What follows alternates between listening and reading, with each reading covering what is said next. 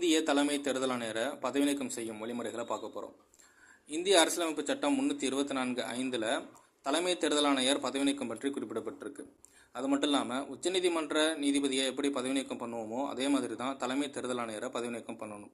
தலைமை தேர்தல் ஆணையரை பதவி நீக்கம் பண்ணுறதுக்கு 2 முக்கிய காரணங்கள் இருக்கணும். ஒன்று ப்ரூவ்டு மிஸ்பிஹேவியர், இன்னொன்று இன்கெப்பாசிட்டி, அதாவது தவறான நடத்தை, நிரூபிக்கப்பட்ட தவறான நடத்தை அல்லது அந்த பணியில் இருப்பதற்கான தகுதியை அவர்கிட்ட இல்லை அப்படின்னு முடிவு பண்ணிட்டாங்க அப்படின்னா நாடாளுமன்றத்தில் 2 அவைகளில் ஏதேனும் ஒரு அவையில் ஒரு தீர்மானம் கொண்டு வரணும். ஸோ லோக்சபாவில் கொண்டு வந்தால் 100 எம்பிக்களினுடைய ஆதரவு இருக்கணும், ராஜ்யசபாவில் கொண்டு வந்தால் 50 எம்பிக்களினுடைய ஆதரவு வேணும். ஸோ அவ்வாறு தீர்மானம் கொண்டு வரப்பட்டுருச்சு. அதுக்கு அவைத்தலைவர் ஒப்புதல் கொடுக்கணும்.